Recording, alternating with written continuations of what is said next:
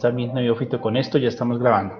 Bien, la presentación es un ejercicio de reflexión crítica frente a la experiencia de lo que es los procesos de enseñanza.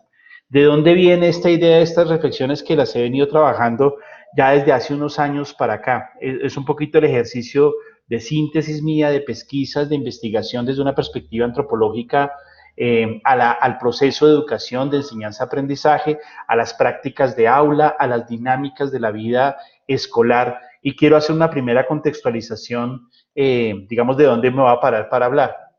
Uno, hay una, permítanme, voy a comenzar aquí la presentación para que me vayan siguiendo.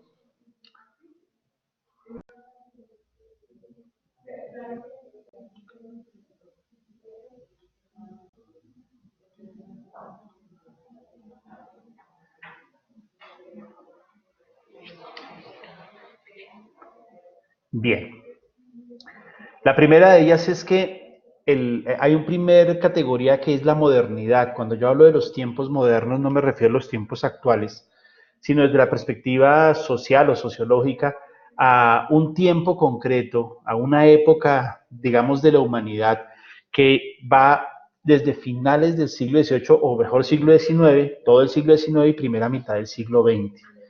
Más allá de la época o el tiempo particular, es un paradigma social, sociocultural, que surge con la ilustración, que surge con el enciclopedismo, que tiene unos antecedentes anteriores, pero que establece un imaginario, un régimen de representación de cara a lo que es la sociedad, la función del sujeto, la productividad, etcétera, bajo unos patrones definidos y unificados. Ese es el contexto que planteo de entrada de reflexión porque la escuela, y esta es la segunda aclaración, cuando me refiero a escuela estoy haciendo referencia a todo el sistema de educación formal que va desde la primera infancia, la preescolar, el jardín infantil e incluso la universidad en sus niveles más avanzados porque hace parte ese producto de la modernidad. La escuela de la que estoy haciendo referencia es la escuela moderna. Los efectos, los procesos, los esquemas que nosotros tenemos y conocemos de la educación, de la enseñanza, están inscritos en este paradigma moderno y eso pues de alguna manera tiene unas consecuencias particulares, sobre todo porque si ya finalizó ese periodo de la modernidad y estamos en otro periodo que algunos autores lo llaman posmodernidad o tardomodernidad o desmodernización o modernidad líquida, como lo comenta Bauman, que es un concepto con el que más me siento identificado, es una etapa distinta y estamos haciendo una referencia a un paradigma social cultural diferente. Aún así, la educación sigue manteniéndose con ese modelo del siglo XIX y la reflexión crítica va con piedras en función a nuestra clase de las prácticas y la reflexión es en general. No lo apliquemos a instituciones específicas, es en función a las prácticas generalizadas, de las cuales hay que decir que el modelo colombiano está un poco atrás en muchos cambios que se están dando en las últimas décadas. Entonces, este primer elemento de contextualización, les decía, la modernidad, ustedes recordarán esa frase, una sola raza, un solo credo, una sola nación, es de nuestra Constitución colombiana de 1886. Ese imaginario es el imaginario moderno, somos una cultura, una sociedad, un tipo de ciudadano, unos principios, una ética universal, y bajo ese presupuesto surge la escuela, surge el sistema de educación que tenía como objetivo, parafraseando la idea de Foucault, de establecer un mecanismo para que los estudiantes, los jóvenes, los niños, asumieran ese perfil específico de lo que esperamos todos sea un ciudadano. Ahí aparece la escuela y ahí aparecen los elementos. Hay una obra de Anthony Giddens, que es un sociólogo, junto con otros autores, que el título de la obra es Las consecuencias perversas de la modernidad. La modernidad trajo muchos avances y muchos progresos. La industrialización, el tema del desarrollo tecnológico, el desarrollo científico son consecuencias de ese régimen de representación moderna. Sin embargo, hay unas consecuencias no tan positivas o de hecho negativas que son las que dieron crisis a la modernidad y son las que han resultado en una serie de dinámicas en estos tiempos contemporáneos, líquidos o posmodernos, como lo queramos llamar.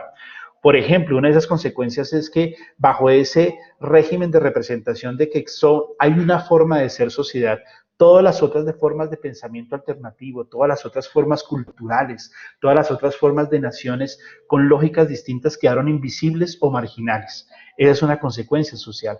Cuando yo defino un patrón ético, moral, universal, existen otros discursos éticos, otras lógicas que quedan invisibles o quedan como metidas en una línea de últimas, o marginadas, o negadas, o invisibilizadas. Esas son las tensiones que trajo la modernidad. Hoy por hoy estamos hablando de un discurso pluralista, un discurso multicultural. Descubrimos otros mundos como África, como Oriente, como la misma Suramérica o América Latina, con unas lógicas de tradiciones que tienen otras riquezas diversas a ese modelo único moderno. Por mencionar algunas cosas, una tercera consecuencia es la separación que la modernidad hizo del ser humano con respecto a la naturaleza. La naturaleza quedó como un recurso de uso y explotación. Nosotros nos pusimos encima de la naturaleza y de la creación, y eso también tiene otras lógicas de por medio. Esos son los elementos que hicieron crisis a mitad del siglo XX y que estamos hoy en otras lógicas. Aún así, la escuela sigue legitimando esas prácticas. Eso, con decir que la escuela sigue el modelo del siglo XIX o el modelo moderno, ya nos plantea el primer elemento oscuro, y es que el modelo nuestro es anacrónico. Estamos desfasados en el tiempo, en la apuesta educativa que tenemos, en las formas, en las prácticas, con respecto a las dinámicas que hoy por hoy se están viviendo, y mucho más con estas nuevas generaciones. Ese desfase cronológico trae consecuencias en términos sociales, trae consecuencias en términos de las prácticas, que de pronto al final haré alguna alusión a ellas. Y la segunda situación, el segundo elemento oscuro que me parece importante mencionarlo, es que seguramente durante toda esta charla más de uno lo pensará, bueno, esto no es nuevo, claro, esto es así. Entendemos que la crisis está, entendemos que la situación está difícil de mantener y cada vez es más complejo sostener el esquema, pero aún así ese delirio de seguir intentando hacer lo mismo esperando resultados distintos es una cosa que me ha llamado poderosamente la atención. Cuando he trabajado con docentes esta reflexión, siempre las preguntas vuelven a pesar de todas las claridades, a cómo hacemos para que funcione como antes. La respuesta es ya no funciona. ¿Por qué no pensar en formas alternativas o formas diferentes? Esos son los elementos que me parece importante aquí en este punto tenerlos en cuenta, porque en eso está la situación. Me van siguiendo, ¿cierto? Entonces, primero, el modelo de escuela, hija de la modernidad, es un modelo anacrónico. Segundo, pues, el delirio de resistir al sistema, de mantenerlo a pesar de los cambios, esperando de alguna manera que los resultados sean diferentes. Este video no tiene voz, tiene una música de fondo, creo que no lo alcanzan a escuchar, pero leamos, está en inglés, pero ahorita me permito hacer unos ecos particulares.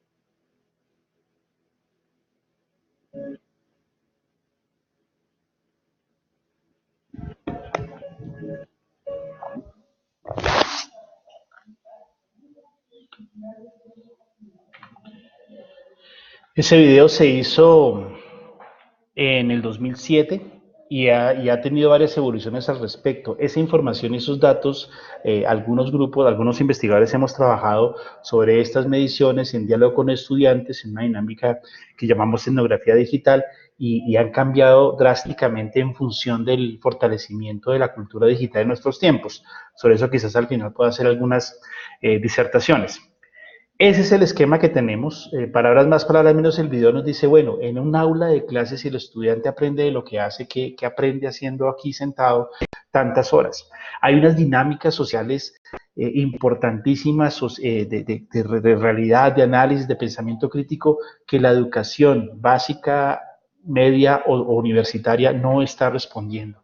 La formación en pensamiento crítico es uno de los grandes perdedores de la escuela moderna y esos son los elementos que están hoy en la crisis, no solo de la educación, sino la crisis social, la crisis de las democracias. Eso nos lleva al tercer aspecto. En este modelo, el estudiante, como lo decía un joven estudiante mío, es como un yo ninguneado en el espacio del aula. El aula, que es un lugar carente de sentido para los estudiantes, el estudiante es un sujeto invisibilizado.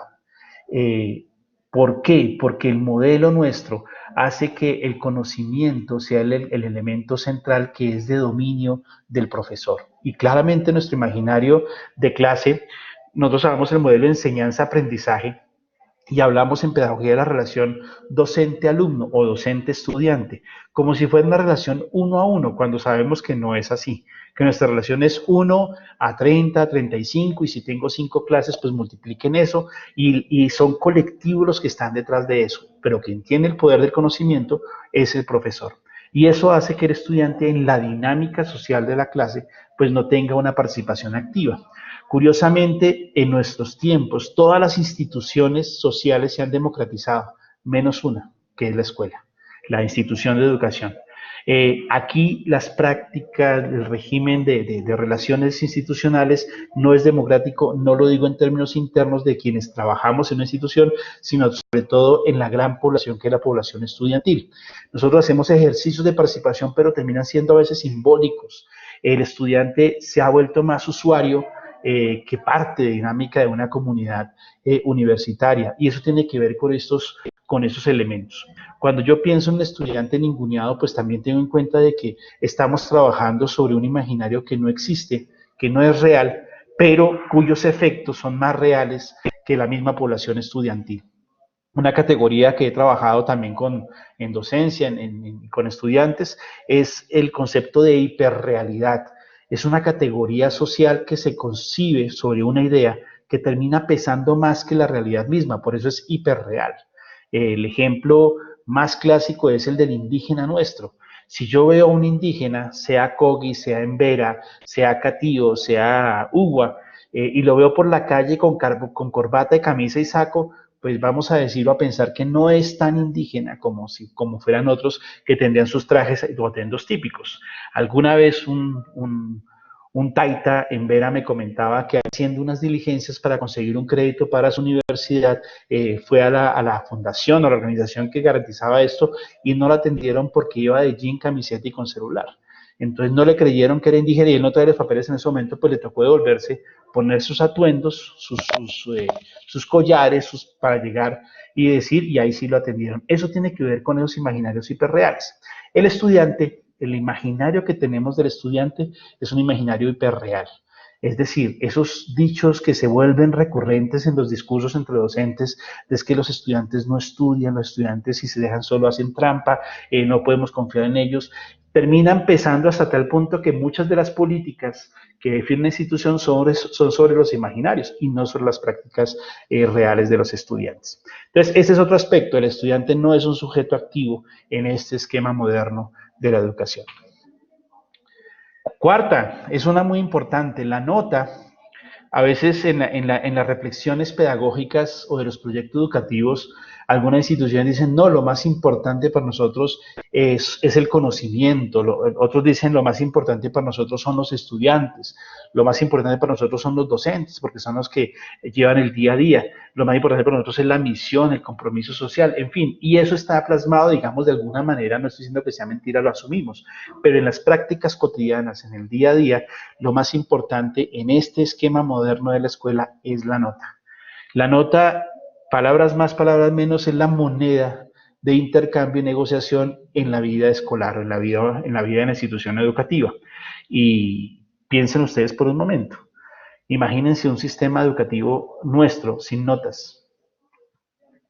Sería otra cosa, no lo podemos imaginar, pero no es lo que tenemos ahorita, no podríamos nosotros tener ese control. Y esto está cargado de varios visos frente a lo que es el deber ser y lo que es realmente.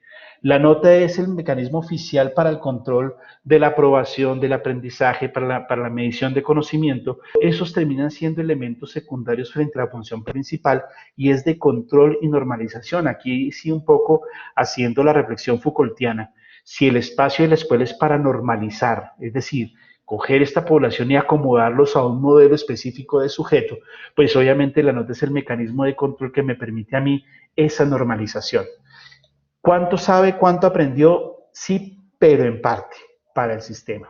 Cuando uno habla con los estudiantes en general, y esto es reiterativo, la profesión del estudiante es ser estudiante. Ellos saben cómo cada profesor tiene su estilo de enseñanza, qué le gusta preguntar, pueden adivinar cómo va a ser el quiz, sabe que si las respuestas son largas o son cortas, que le hace más caso a los estudiantes o a las estudiantes. Bueno, en fin, tienen escaneado a cada uno de los profesores y las prácticas y los estilos, porque para ellos eso es constante negociación. Claro, el conocimiento es importante, pero no entra mucho en juego. Lo importante es el esquema de la nota porque eso es lo que les permitirá avanzar en el camino. Y aquí también entra el tema de la economía de esfuerzos, el tema de, como lo dicen coloquialmente algunos estudiantes, 3 es nota y lo demás es lujo, porque eso tiene que ver con esas negociaciones constantes. Si la nota es un mecanismo de control, y también lo hemos visto con algunos docentes, pues, y sobre eso estamos montando el sistema de promoción, de aprobación y de titulación. Hay que revisar ese tipo de elementos. Eso lo sabemos en las prácticas, pero asumimos como si funcionara inocuamente y transparentemente en todo el proceso. Pero esto es también parte de ese modelo moderno, ese lado oscuro de la educación. La quinta, un poquito en el sistema más macro. La educación, esta es una frase de un rector de una universidad en Estados Unidos que decía, nosotros hoy por hoy tenemos una educación para alimentar la maquinaria productiva y no para alimentar el espíritu y la grandeza humanas. Si nosotros nos vamos a los orígenes de la universidad tenía como principios formar el pensamiento superior y la grandeza humana. Hoy por hoy, como diría Marta Nussbaum, nosotros tenemos un sistema que se ha perfeccionado y se ha estilizado para la renta. Y eso es mucho decir, la crítica es durísima, porque cuando nosotros tenemos conocimientos inútiles que han ido desapareciendo del espectro de formación a lo largo de toda la propuesta formativa desde, como les decía, del preescolar hasta la universidad, es porque no aporta a esa máquina, a esa maquinaria productiva. por eso han ido desapareciendo las artes, por eso han desaparecido las humanidades, por eso han desaparecido esos otros saberes que formaban otro tipo de habilidades que en última son las cuotas fundamentales para el pensamiento crítico y estos elementos que nos permiten la convivencia social, el desarrollo de la sociedad misma, de lo social, de la democracia incluso. Eso debe desapareciendo dándole prioridad a los conocimientos y las asignaturas que hacen parte de lo que permite fortalecer el sistema productivo. El modelo de educación moderna fue el que le dio impulso al desarrollo de la primera revolución industrial. Hace un rato y últimamente hemos escuchado mucho hablar de la cuarta revolución industrial y hacen la referencia. La primera fue la máquina de vapor, la segunda fue la del petróleo o la electricidad, la tercera fue la electrónica, los computadores. Esta cuarta revolución industrial, algunos la llaman como la revolución del conocimiento, de los saberes. Lo que se nos pierde de vista es que es una revolución. Y si pensamos bien y hacemos cuentas, nuestro modelo de educación es de la primera revolución industrial. Esos cambios no se han dado tan rápido como deberíamos darlo. ¿Cómo será un modelo de educación para la cuarta revolución industrial? El punto es cómo hacemos para que el sistema responda para alimentar el espíritu y la grandeza humana y no tanto para alimentar la maquinaria productiva. Esa es parte de las consecuencias y lo vemos hoy en las dinámicas sociales que tanto nos aquejan, que tanto nos preocupan. La sexta, voy al elemento más macro. El proceso educativo formal de la modernidad es a la larga un sesgo en la plasticidad cognitiva. Los estudios neuronales han demostrado, los últimos estudios de neurociencia, han demostrado que la capacidad y la plasticidad del cerebro es mucho más potente y más rica de lo que nosotros pensábamos hace unos 10 años atrás. Nosotros aprendemos experiencialmente. Toda la manera como interactuamos con el mundo, con las otras personas, con el ambiente, con las experiencias, van dando forma a la configuración de ese software, de lo que está en nuestra cabeza. No es acumulación de datos como lo pensamos en la modernidad, sino que es una serie de estímulos y respuestas que nosotros volvemos operativas dependiendo de nuestro contexto. Hay una hipótesis interesantísima y es que el haber dado primacía a una racionalidad específica, a la racionalidad lógica, al pensamiento abstracto, al pensamiento riguroso, que es el propio de lo que hoy llamamos academia, eso ha hecho que nosotros sacrifiquemos otro tipo de posibilidades y de habilidades. Lo que ustedes ven en la imagen, en la presentación, es un caso que seguramente algunos conocen, el caso de Nadia. Nadia es una niña australiana que tenía problemas de aprendizaje, temas de dislexia, temas de comprensión de lectura, tenía dificultad en el habla, tartamudeaba, pero tenía una habilidad fundamental, es un autismo funcional, como lo dirían los técnicos, pero tiene una habilidad particular y era el dibujo. Los dibujos de la izquierda, ustedes ven, a ella le encantaba dibujar caballos, es dibujos de Nadia a los 4 años de edad. Así dibujaba Nadia. Si ustedes comparan, uno puede ver la dinámica del movimiento de los caballos, el volumen, ahí vemos al que monta el jinete del caballo en una de las diapositivas, las figuras de abajo que parecen casi como si fueran imágenes de rupestres. Después de haber hecho un proceso de año y medio de terapia de aprendizaje, Nadia logró superar sus dificultades, aprendió a leer, mejoró su dislexia, corrigió y se volvió normal en el sistema educativo. Después de ese proceso, volvió a dibujar así. Nadia a los 6 años dibujando sus caballos. El ejercicio, aunque es una escena casuística, es una anécdota de la vida real, sí plantea la pregunta de cuál es el efecto formativo que tiene un esquema que solo favorece un cierto tipo de racionalidad. Las otras capacidades humanas que están ahí en potencial, que se desarrollan por el aprendizaje, tienen infinidad de posibilidades. Y el estudio de neurociencia ha planteado hoy por hoy que no hay una configuración neuronal y cerebral. De hecho, las nuevas generaciones, ahora que hablan de los centennials, tienen otra configuración neuronal distintísima a la que tendría una persona de mi generación que aprendió a leer de izquierda a derecha y de arriba hacia abajo. Los muchachos que han crecido manejando plataformas de datos, que navegan internet, que manejan con móviles, que utilizan aplicaciones, de una configuración esencialmente distinta. Eso cómo se aprovecha o cómo se rinde, cómo se potencia o cómo se sesga en un modelo de educación que no ha cambiado mucho en un siglo y medio. Esa es la pregunta de fondo y efectivamente El tema detrás de esto, digamos, hablando del sesgo de la plasticidad cognitiva, es cómo poder pensar hoy por hoy en una sociedad que está con la información a la mano. Antes teníamos que trabajar, ir a la biblioteca para conseguir un libro y saber cuál es la información. Era el colegio, el nodo central donde se expandía el conocimiento.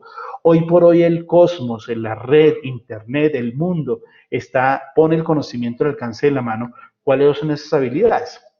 Y finalmente termino con la séptima, para dar espacio al conversatorio. Más allá de un lado oscuro es plantear un debate que es el debate de la cuarta revolución industrial. La modernidad fue la época de las STEM. STEM es un anglicismo, es una sigla en inglés, que ustedes lo saben, es ciencia, tecnología, ingeniería y matemáticas. Esas ciencias que fueron la base del desarrollo industrial y tecnológico de las primeras revoluciones fueron basadas por ese modelo que dio supremacía a estas habilidades en particular, sacrificando las otras.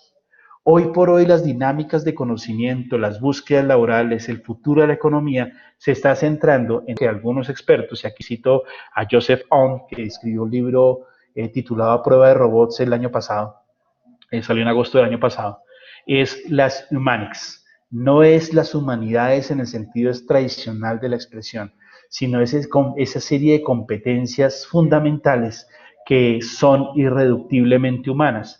Entre ellas la capacidad lógica de pensamiento, claro, entre ellas el pensamiento crítico, entre ellas la creatividad entendida como capacidad de resolver problemas complejos, entre ellas las habilidades tecnológicas y digitales. Es un compendio de otro tipo de saberes que en última son los que están volviéndose la base o el insumo de ingreso para la producción hoy y para el mercado hoy por hoy. Esos son como los elementos de la reflexión. Como dije, van piedras en la idea era ser crítico para generar el diálogo, y la intención es que asumamos esta reflexión en función de, bueno, un poquito rompiendo con el segundo elemento que mencionaba de querer hacer, que seguir cosas distintas haciendo lo mismo, es pensar, bueno, ¿y esto qué tan cierto es? Esto es un poco la reflexión hecha a partir también de los diálogos con estudiantes a lo largo de varios años, estudiantes de 11, décimo, estudiantes universitarios de primer semestre a séptimo semestre, que ha sido como la ventana de trabajo que he tenido con diferentes poblaciones, y esos son algunos nodos de reflexión que pongo a disposición para este conversatorio. Espero haber sido concreto, espero haber sido claro. La idea es ser más sugestivo, no era poner puntos, dar puntos finales o sentar cátedra sobre ciertas cosas, sino problematizar lo que sucede en el cotidiano de nuestras escuelas, de nuestros espacios, de nuestras aulas universitarias. Aquí doy por terminado mi presentación y abrimos el espacio para la discusión del conversatorio.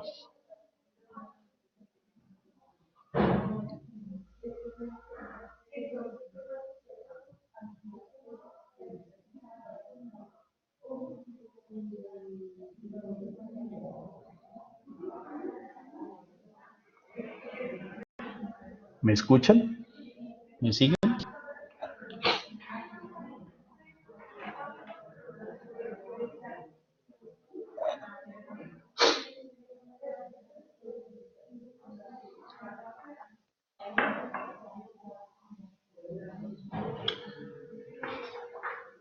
Perfecto. No sé, inquietudes, comentarios al respecto, preguntas.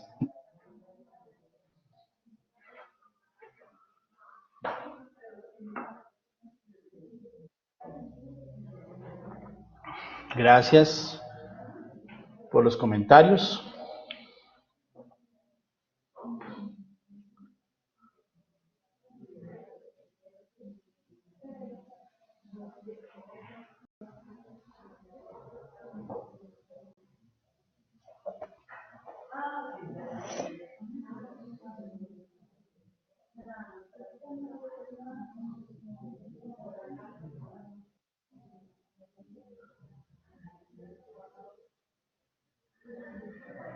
Sí, efectivamente, María Cristina, pues esto nos lo vemos en el día a día, y cada vez es más difícil. Yo creo que uno de los elementos que uno logra percibir cuando ya lleva años en esta experiencia de la enseñanza o de la educación es que a veces nos sentimos que es más difícil sobrellevar este tipo de modelo, este tipo de prácticas. Los jóvenes se están cambiando, pero nuestro discurso sobre los estudiantes no ha cambiado mucho.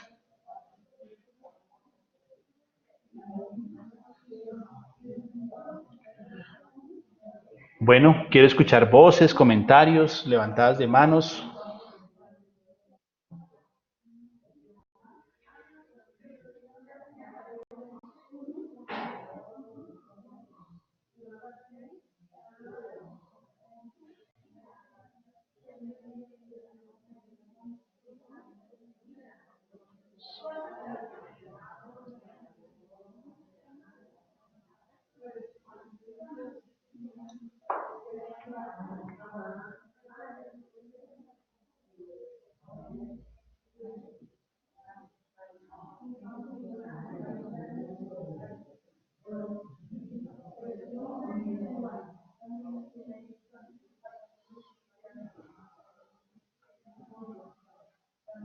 Nadie se anima.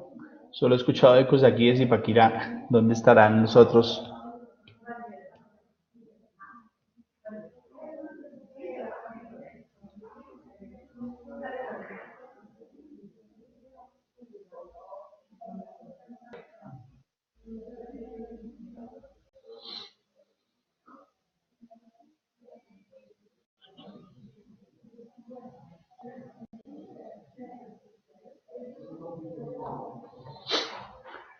Aquí me hace una pregunta de cómo, pensando en estos retos que tenemos, cómo podríamos generar este equilibrio entre la educación para el futuro y el equilibrio económico que tenemos que consolidar como institución. Esa es la pregunta del millón. Yo creo que el tema es, hay un paso que tenemos que dar grandísimo que no sé cuánto tiempo nos demoremos. Yo les decía hace un rato que en el sistema colombiano, comparado con otros modelos de educación, incluso latinoamericanos, somos de los más rezagados en dar ese paso por muchas circunstancias. Yo creo que el tema no puede ser un tema de cómo lo convierto yo prácticas de aula porque no es una respuesta individual que se da de los docentes. Hay que hacer trabajos de los docentes. Tenemos que comenzar a recrear nuestras propias prácticas. La manera como establecemos esa relación vertical con los estudiantes tenemos que comenzar a romper, pero sin duda el cambio se va a dar en la medida en que esto se vuelva parte de una cultura institucional orientada a ese tipo de elementos. Uniminuto de manera particular un valor agregado y es que de todas maneras el componente humanista, la formación de la persona es un elemento central. Eso está dicho en nuestra misión, pero cuando uno mira el track de una malla curricular, de un plan de estudios, de un programa, uno dice, bueno, ¿cuál es la diferencia además de la cátedra, de las cátedras con respecto a estos programas? Ahí está el quid del asunto. Hace unos años escuchábamos el efecto, el gran logro de la educación en Finlandia y esa fue una apuesta a nivel nacional sobre el sistema educativo como tal, que se hizo en muy poco tiempo, en cuestiones de años, no de 10 años, sino de 3 años. Y el cambio fue radical. Finlandia pasó de ser de las últimos en procesos educativos a ser de los líderes en educación. Y eso hizo parte de una revisión continua sobre qué es lo fundamental de nuestra educación. Países como Asia, como China, como Japón, en las universidades están haciendo cambios estructurales de los enfoques curriculares. Y ojo, no estoy hablando solo de los planes de estudio, sino de las apuestas formativas de toda la institución en función de fortalecer estas habilidades, estas humanics, esas habilidades humanas que son necesarias. La sostenibilidad se va a dar en la medida en que nosotros podamos, uno, crear espacios flexibles de formación e interdisciplinarios, no solo como excepciones, sino elemento central de la formación. Dos, dando respuesta a ese tipo de elementos. Como les comentaba, ustedes lo alcanzaban a percibir en el video, ahí decía en una de las diapositivas rápidas, los carteles que levantaban los muchachos, cuando yo me gradúe, aparecerán un montón de trabajos que ni siquiera existen hoy por hoy. Ojo, eso lo decíamos en el 2007. Hoy por hoy están desapareciendo empleos que existían tradicionalmente y están apareciendo otros empleos. Hoy el mercado y las empresas de empleo están buscando habilidades, no títulos, y eso cada vez es con más fuerza. Está sucediendo y nosotros estamos parados en el margen mirando a ver qué va a pasar con eso. Creo que el salto cuántico que tenemos que dar es grande en términos de la apuesta y necesitamos instituciones y grupos humanos que sean profetas en esos términos. Cuando yo pensaba en este conversatorio, se me vino la idea, la imagen de Cristóbal Colón. Ustedes saben que Cristóbal Colón es reconocido por ser el descubridor de América, pero a veces no sabemos que Cristóbal Colón murió en la cárcel sin saber lo que había hecho, sin saber que había descubierto un continente nuevo. Cuando uno lee los diarios, bitácoras de viaje de Colón en el barco, él hace descripciones de América, pero todo son cosas que él había visto en Europa. Estos árboles son como los que quedan al norte de Italia, este río es como el que queda al sur de Francia. Esto nunca vio nada nuevo porque su paradigma de pensamiento no le permitió ver la novedad de lo que estaba delante de sus ojos. Su imaginario hiperreal de que estaba llegando a India fue lo que le dio la incapacidad de entender esa diferencia nueva.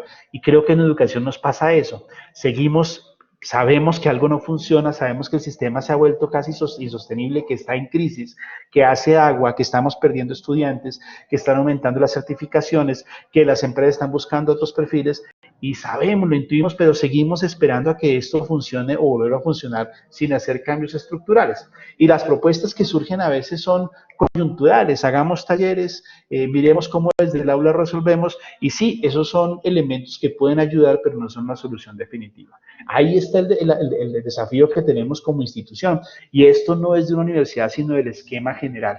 Y ahí necesariamente tendremos que encontrar esos polos que sean innovadores y creativos para hacer propuestas diferenciadoras. Creo que hay una oportunidad interesante cuando se da la posibilidad del abanico de crear programas con registro propio. Eso tendrá que pensarse desde el currículo, dando respuestas sistemáticas y estructurales a esos nuevos desafíos.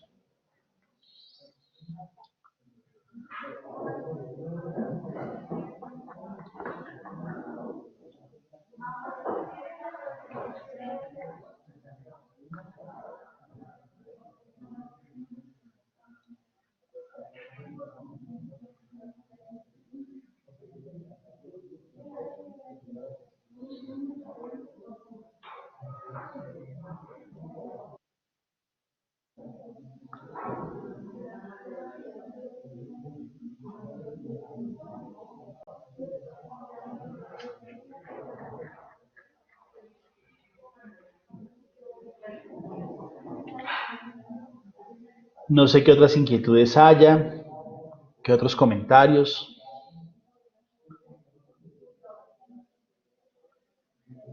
Desde la experiencia, ¿cómo lo perciben ustedes?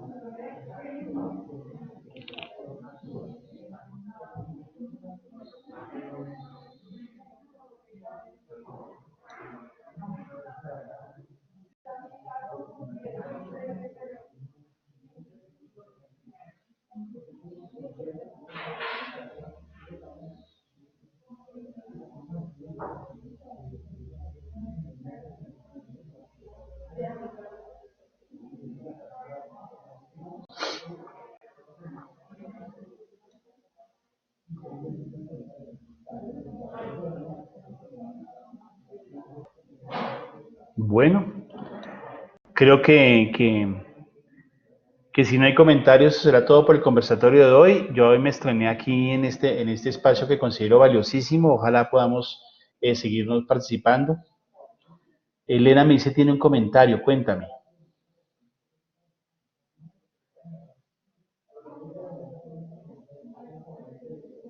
Buenas tardes, Sí, profe.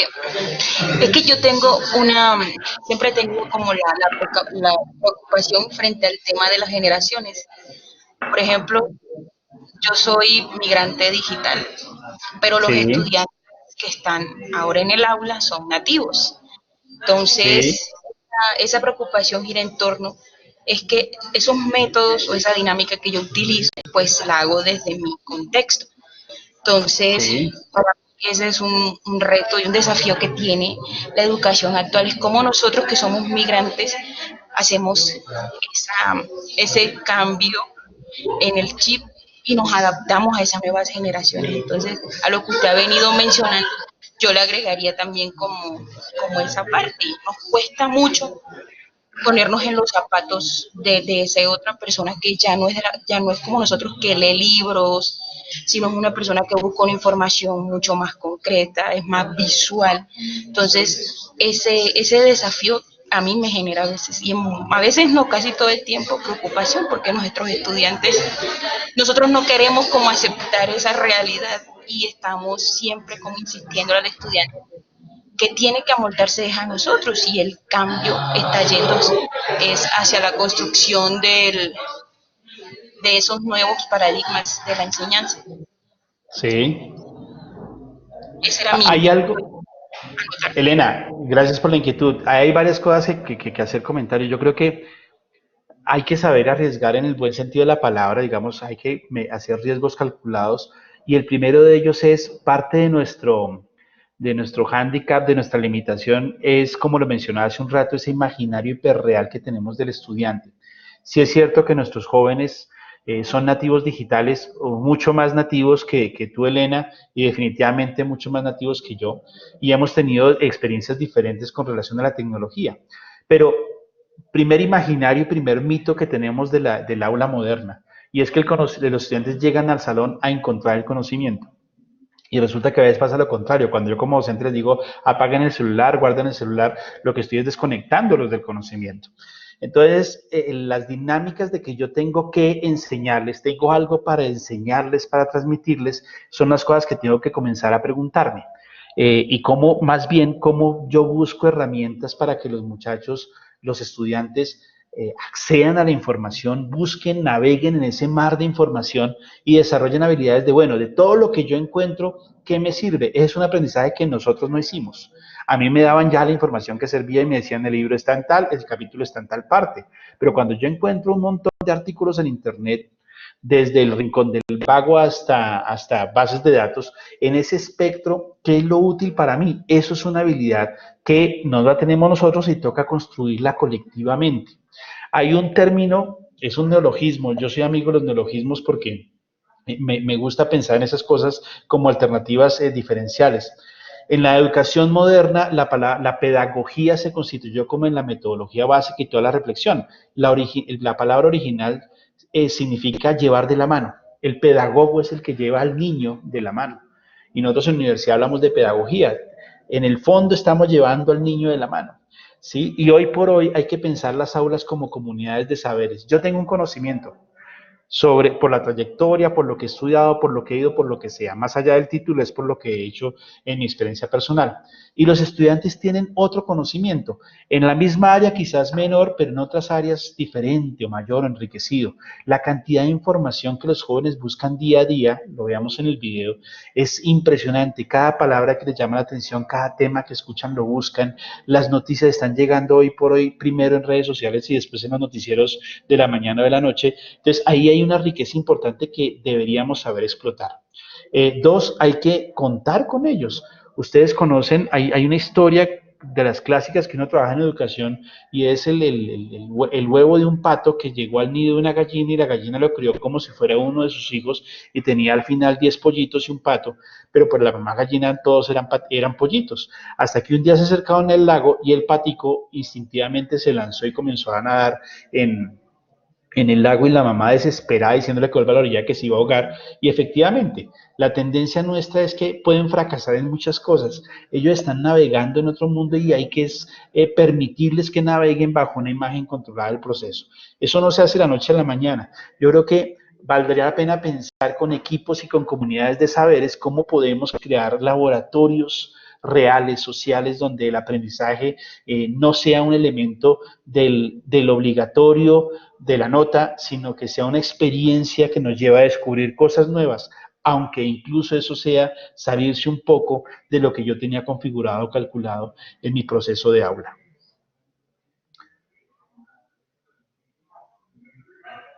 Pero bueno, ciertamente, Elena, también es importante la palabra que sean nativos y no otros migrantes, es entender que los jóvenes generaciones de hoy son otra cultura distinta y hay que pensarlo un poco también en el sentido, no en el sentido del infante que no sabe, sino en el sentido de que habla otra lengua y tiene otros imaginarios. Por aquí Sandra nos preguntaba, Sandra Parada, ¿qué metodologías propondría para generar mayor motivación para la permanencia de los estudiantes en las universidades? Eh, Esa es una pregunta bien interesante. Yo creo que hay un elemento básico que lo sabemos, pero no lo hemos explotado. Y es que uno está donde uno le gusta estar. El estudiante de por sí viene con una primera motivación de ingresar a la universidad. Y siempre lo he dicho en los grupos de trabajo con los que he tenido.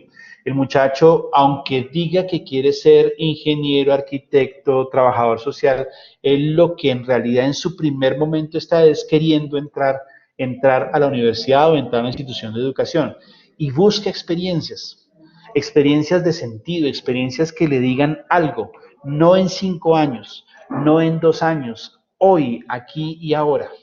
Y esas experiencias son las que generan el gancho, por decirlo así, emotivo y afectivo, a ser parte de algo. Y esa es la dinámica de los jóvenes ahora. Ser parte de algo es fundamental. No es una opción para los jóvenes estar solo. Yo tengo que identificarme con mi barra brava o con mi grupo, los fans del grupo de rock o los fans de la película no sé qué, o la ideología no sé qué, o el movimiento no sé qué. En la escala que tú quieras, nuestra naturaleza es social y es pertenecer a alguna causa de ese estilo. Si nosotros dejamos de pensar un poco en la universidad como un espacio físico, que tiene salones, que tiene allí, comenzamos a pensarla como una experiencia, ¿qué experiencia fundante le damos al estudiante en cada día de clase? Trabajar en función, no de motivarlos, porque la intención no es volvernos una feria de circo o un club social, pero sí buscar espacios donde el muchacho encuentre soluciones y experiencias significativas.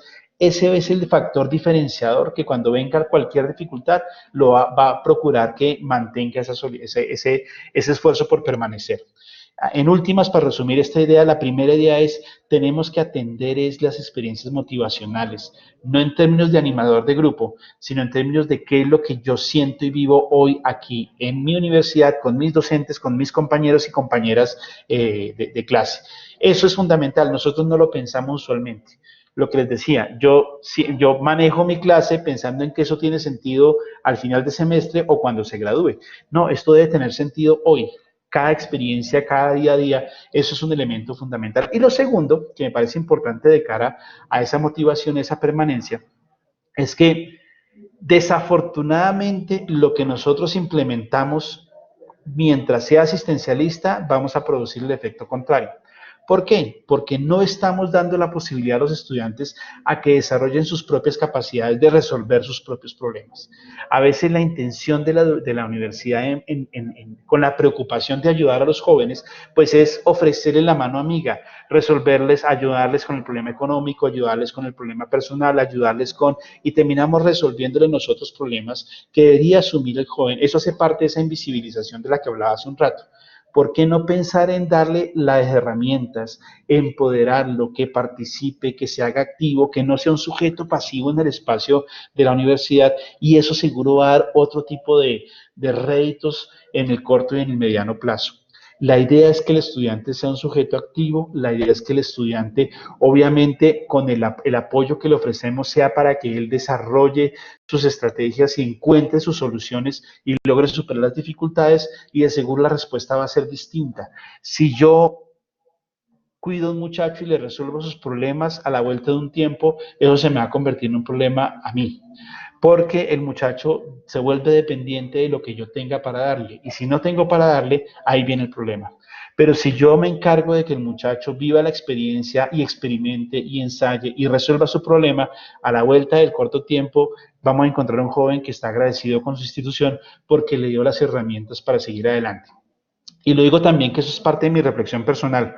En una institución como esta, que tiene una apuesta especial, preferencial, por gente que tiene condiciones menos favorables, o mejor, que no tiene ciertas condiciones que otros sí tienen, el reto nuestro es darle más herramientas de los que ya tienen otras oportunidades, porque el esfuerzo claramente de esta población es el doble. La movilidad social en nuestro país es un mito, no hay movilidad social.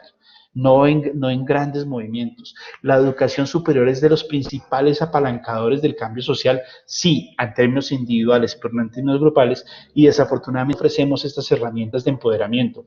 Volviendo al tema de las humanics, esas habilidades de socialización, de saber hablar en público, de saber vender una idea, de saber resolver problemas, son las habilidades que a ellos les va a permitir resolver esos temas de aquí, ahora y en adelante hacia el futuro, y ese debería ser el core de nuestra formación. Ahí como un poquito volviendo sobre varias ideas, pero creo que el tema de la permanencia no es, y a veces también lo escucho yo en diferentes espacios, el tema no es retención es ponerle llave a la puerta y que no se vuelen, que no se vayan. No, el tema es permanencia, que tiene que ver con la iniciativa y con la gestión activa de los estudiantes.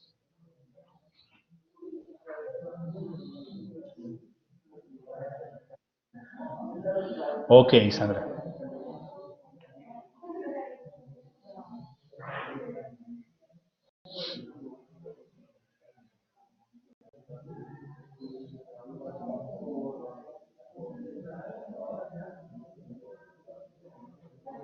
¿Alguna otra inquietud, comentario?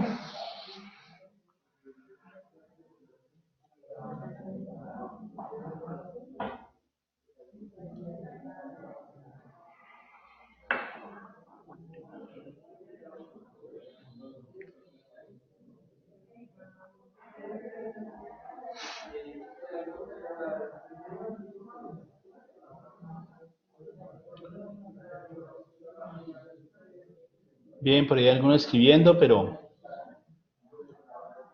si pueden activen el micrófono y pregunten, hablemos.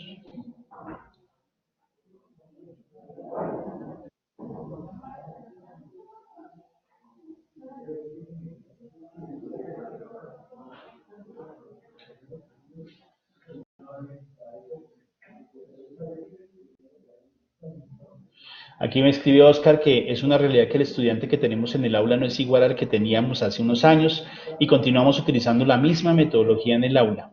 La tecnología y la inteligencia artificial han llevado al estudiante a sumergirse en nuevos escenarios académicos, llevándolo a que no se interese en programas académicos tradicionales, llevando a que las universidades presenten disminución en la estadística de estudiantes nuevos. Nos corresponde a nosotros, los profesores, cambiar los escenarios académicos que lleven al estudiante a que pueda solucionar problemas en el contexto de acuerdo, sin descuidar el entorno social. Me quedo con muchas inquietudes y preguntas que me permitirían, sin lugar a dudas, empezar a innovar. Yo creo que de acuerdo, Oscar, con esa información, el reto es, y digamos que esa es una de las cosas que uno dice, no haberlo hecho antes. Autores como Martha Nussbaum y otros sociólogos y filósofos han hecho desde hace más de una década la crítica dura al sistema de educación que ha desarmado de humanidad la educación, que ha desarmado de las humanidades, que son todas esas artes libres, liberales, que están pensadas o que fueron creadas para fortalecer este carácter social de las personas, el pensamiento crítico, el pensamiento divergente, la creatividad, etcétera. Eso se nos volvió conocimiento inútil en el esquema productivo. Lo interesante es que hoy por hoy se ha remasterizado, ha cobrado un nuevo valor esta preocupación, porque efectivamente el sistema económico ya sintió la falta de esta situación. eh, se me escapa el nombre, el CEO de una empresa en Estados Unidos que tiene que ver con temas de soluciones informáticas para empresas. Lo comentaba en una experiencia, eso fue en un simposio, en un TED que surgió hace un par de años, que decía, yo tenía en mi empresa contratados ingenieros de sistemas, programadores de software, expertos en diseño gráfico, digamos, todo un equipo de personas en ingeniería, en matemáticas, listos a crear soluciones, pero entramos en un ciclo en donde no encontramos la solución ideal y las empresas manifestaban, pero no entendíamos por qué las soluciones no pegaban, hasta que en su experiencia contrató un antropólogo. No es porque yo sea antropólogo, lo cuenta el ingeniero. Y esta experiencia, esta visión social de cara de la mano de la ingeniería fue la que comenzó a hacer una lectura distinta sobre los procesos, y eso hizo que esta empresa, que hoy la conocemos como Cisco, se haya repuntado. ese carácter social y esa dinámica de interacción, el saber entender el cliente, el saber relacionarse con la persona, el saber vender una imagen de sí mismo, son cosas que muchos de nuestros jóvenes no las traen, y eso no es formación marginal, se ha vuelto poco a poco en el core de la formación de varios programas. El tema no es cuestión de cursos cortos, el tema es que las empresas y el sector productivo hoy por hoy están buscando habilidades específicas, no títulos específicos, y eso es el impacto fuerte. Cada vez encontramos más jóvenes que menos quieren entrar a la universidad y quieren hacer cursos virtuales con certificaciones, y efectivamente consiguen empleos en muchas cosas, o quieren ser youtubers. El escenario de participación social se ha redimensionado. Y eso es el campanazo que viene sucediendo hace varios años para que nos demos la posibilidad de revisar nuestras prácticas internas. Eh, la ONU, hay una información de la ONU a propósito del tema de educación que decía que hasta hace 20 años, los ciclos de conocimiento, es decir, de actualización de campos disciplinares, se dan más o menos cada 4.5 años. Eso hay una relación directa con la duración de los programas.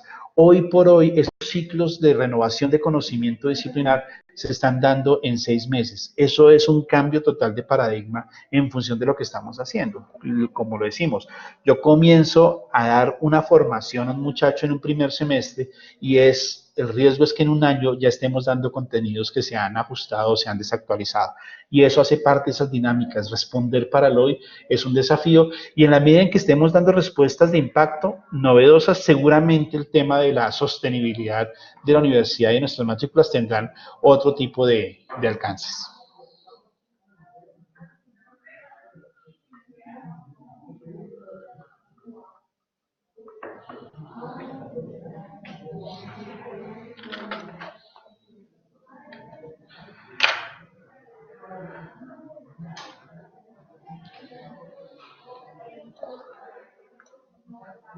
Otra de las ideas que me sueltan a propósito que me surgen a propósito de los comentarios de Elena, de Sandra y de Oscar es que el concepto del conocimiento en la modernidad era acumular información, era guardar información, era guardar datos, eso era conocer, eso era saber.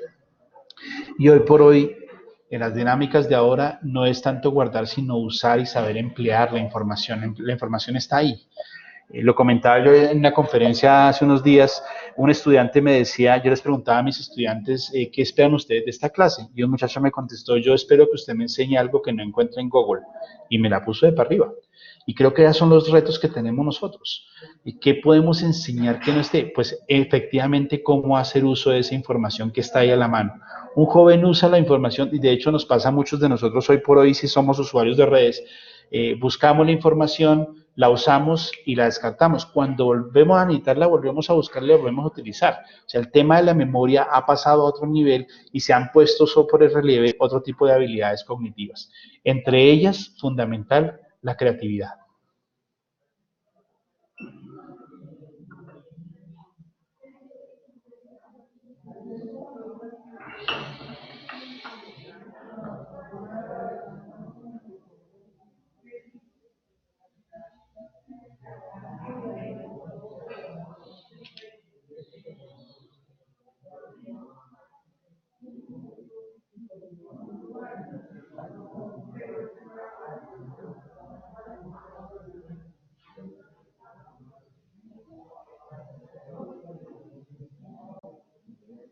Profe, otra vez Elena.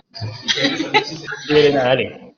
El, o sea, así como usted lo está planteando, pues yo sé que hay muchos profes de los que estamos conectados, están como en la misma sintonía, pero entonces el sistema al que estamos, o sea, yo no estoy hablando solo, no voy a hablar solo de un minuto, sino cómo nuestro sistema educativo que desarrollamos en Colombia, por decirlo de alguna manera, tiene unos parámetros que lo sesgan al profesor.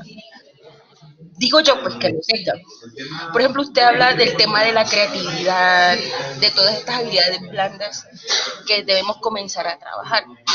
Pero entonces uno al querer, por ejemplo, llevar eso a la práctica se encuentra como con ciertos obstáculos que el mismo sistema tiene. Entonces ahí también se empieza a ver como una brecha entre lo que la escuela en general tiene y lo que realmente estamos necesitando en el mundo. Entonces, desde su experiencia, cómo también trabajar esa parte de los cambios, o sea, porque no solamente es que, que en este caso se habla de construir conocimiento, pues los actores lo dan, sino todas estas instituciones que se vuelven también un poco retrógradas para asumir esos nuevos cambios. Entonces, desde su experiencia también, ¿cómo se puede ir gestando este tipo de cambios? Bueno, esas son preguntas interesantísimas, importantísimas. Yo creo que la solución más rápida no va a ser nunca esperar que la legislación cambie o que las estructuras cambien o uno esperaría que esa visión diera ese paso grande como lo hicieron países enteros en otras experiencias recientes. Pero no Colombia está atrasado en ese sentido. Colombia ha sido muy conservadora en los cambios, conservadora e inconsistente. Colombia tiene varios récords en educación. Uno de ellos es que es el país que más reformas educativas ha hecho en menos de 50 años con respecto a los demás países de la región. Y no hemos tenido la posibilidad de medir y evaluar el impacto de una reforma y la cambiamos antes de ver los resultados. Creo que fue avesada y fue lanzada cuando se lanzó la primera ley 115, la ley de educación, que todavía tiene algo de vigencia, que plantea esos derroteros de base. Pero dejando de lado los cambios del sistema macro, yo creería que debemos acudir a dos cosas que son las dinámicas sociales de hoy por hoy. Hoy nosotros no tenemos movimientos en masas, no de esa manera como pasaba en los 50, en los 60. Nuestras dinámicas sociales funcionan por nodos de impacto, es decir, yo creo un grupo de impacto y ese grupo puede generar otro tipo de elementos multiplicadores. La idea es encontrar en el buen sentido de la palabra, esos socios, esos aliados, esos cómplices que estemos dispuestos a construir conjuntamente experiencias significativas dentro del marco que tenemos de posibilidades y comenzar a producir ese tipo de elementos. Si somos lo suficientemente persistentes y estratégicos en el efecto, yo creo que podemos generar en poco tiempo unos efectos que comiencen a escalar en términos de viralidad, por decirlo así, ese tipo de dinámicas. En la medida en que veamos resultados a corto plazo sobre esas apuestas, podemos comenzar a proponer estructuralmente otro tipo de ajustes. El problema es ese. Tenemos yo creo que la principal dificultad que tenemos que aprender no es tanto el esquema anquilosado, como decías, del sistema en general, sino que son mucho más temores y sesgos culturales que tenemos, ¿sí? Estamos como esa persona que se agarró de un lazo en la oscuridad porque se cayó al precipicio y no se suelta por miedo a que se va a matar, pero cuando ya aparece la primera luz del día, estamos a 2 centímetros del piso. Eso es lo que a veces lo que necesitamos es dar el paso y comenzar a mirar y darnos cuenta de que efectivamente, uno, los jóvenes sí saben, dos, están interesadísimos en el conocimiento, quieren aprender, son ávidos más que muchos de nosotros por saber muchas cosas y hay que canalizarlo y si con ellos podemos tener experiencias interesantes. Esto ha sido y comparte un poco la experiencia personal con pequeños grupos de estudiantes que he tenido tanto en bachillerato como en universidad con resultados muy positivos a la vuelta de los años para sus experiencias personales. Entonces, para responder a la pregunta, hay que comenzar a pensar en grupos, equipos creativos, no solo de docentes, también con docentes, pero sí también con los estudiantes, hacer laboratorios sociales de aprendizaje, eso también es una buena forma de investigar, ¿sí? Es una investigación experiencial. Aquí me escribe Jennifer, me parece muy interesante lo de apoyar a los estudiantes en generar una identidad. Ellos al final se sienten muy entusiasmados cuando realmente se identifican con las actividades. De acuerdo, Jennifer, lo que los mueve y a todos nosotros nos mueve son más los elementos emotivos que racionales.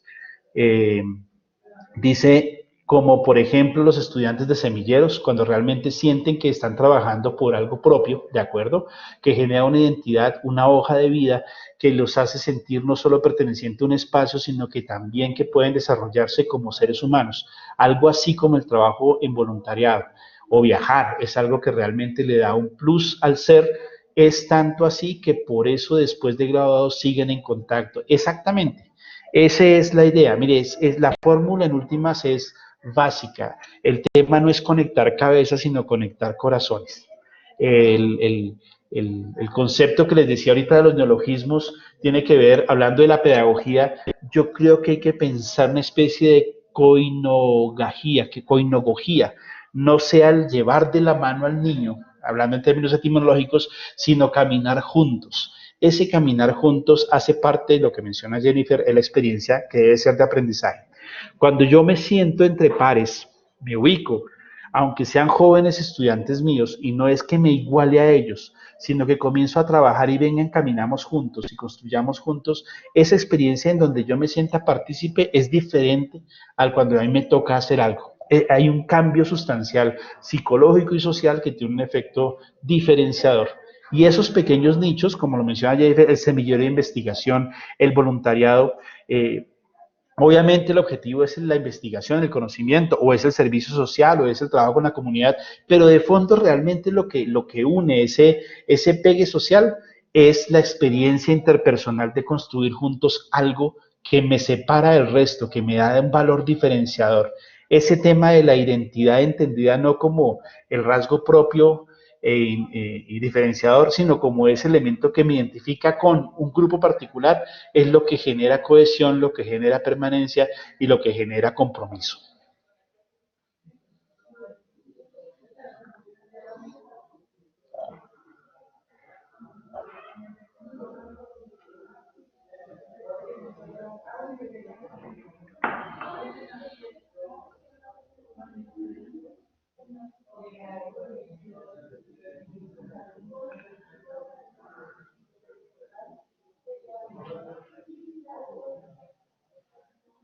Bueno, profesores, amigos, los que están pendientes, tenemos aquí 31 conectados.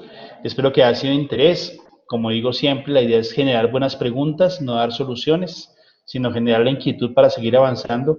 Les agradezco su tiempo, su participación y bueno, nos veremos en una próxima oportunidad. Entonces, doy por terminado este conversatorio, agradeciendo la participación y la atención de todos, de cada uno de ustedes, especialmente los que participaron en este conversatorio. Muchas gracias a todos, una feliz tarde y un feliz resto de semana. Hasta luego.